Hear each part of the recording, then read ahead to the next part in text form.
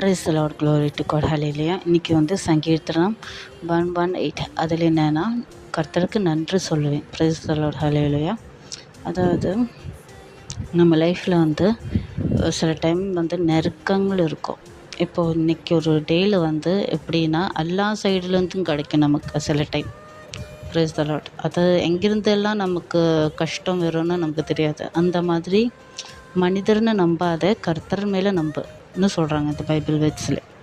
மனிதரில் வந்து எப்படி நம்ம நாசமாக போகணும் அப்படி இப்படின்னு நிறைய பேர் ஏதாச்சும் உருவாக்கி கொண்டு வருவாங்க. பிரைஸ் தி லார்ட், ஹல்லேலூயா. இப்போ மோசா வேறு அதே மாதிரி ரொம்ப முடியாத சிச்சுவேஷனில் சொல்லியிருக்காங்க.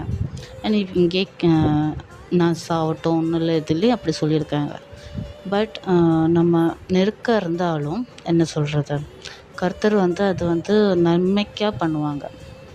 இப்போ ஜோசப் இருந்தாலும் என்னென்னா, அவங்க பட்ட கஷ்டம் நெருக்கெல்லாம் அவனுக்கு தான் தெரியும்.